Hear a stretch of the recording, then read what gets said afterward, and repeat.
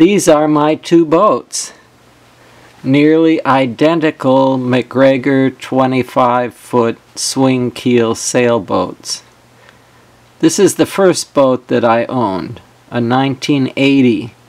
If you look at the left side of the cabin, it's very open. And that bench sleeps too. This fan fits in the forward hatch and keeps the boat nice and cool. I put in this refrigerator with a little freezer compartment. There's a microwave. I put in the shelves for where the microwave is. This table lowers down to make another place to sleep. And another person can sleep there, but it's mostly storage. This shelf the previous owners put in, and they used that as their kitchen. The cockpit has this locker for life jackets, gas tanks for the outboard. This is the new boat, a 1975. If you look on the left side of the cabin, there's this big kitchen there, which takes up a lot of cabin space. There's a bulkhead going forward, which hides the spot for the porta potty there. I think the previous owners may have put in those shelves. This is for the bilge pump, and this carpet definitely has to go. I'm not sure if that cabinet was from the factory or the previous owners. This is a cooler that drains to the outside, and that's the sink. This is another spot where you can sleep eventually. There's lots of this windblown dust all over the boat. It was sitting in the backyard of the cousin of Jack Schmidt, the astronaut, for 8 years before I got it. The table folds down like the other boat to make a sleeping spot. And now the big cleanup begins.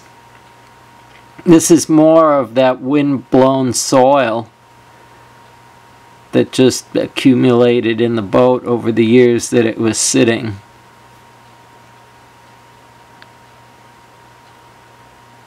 And this is just a first once-over with the vacuum. Mr. Clean in water does a pretty good job of removing mildew, which was prevalent in the boat from its long years of sitting in a humid environment in Florida. This is removing the rudder which was stored in the cabin to make room for working in there. There will be a lot of cleanup and some extensive modifications. This again is the spot that went underneath the cockpit. And I'm removing the old kicker motor mount. And since it's just me, I brace a wrench off of the other bolts and then make my way out of the coffin corner, as I've come to call that part of the boat. This is the old motor mount. The metal hinges were corroded solid, although saved the stainless steel bolts. This is the new motor mount, and of course, as always happens, only one of the 4 holes lines up.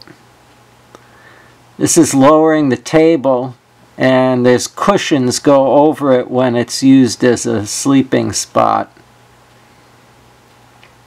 I got this toolkit for the boat because I was constantly running in and out of the garage to get tools, and it seemed like it was a good idea to have some tools for the boat. Their first use is taking all the fasteners out of that carpeted ceiling. Some of the fasteners needed to be cut.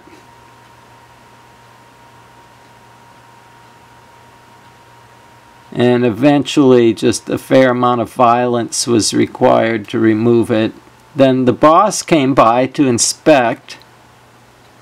Hunter is a calico cat, which means that she is made out of several other cats. She spent the first half of her life as a wild animal, and her hunting skills kind of led me to give her that name.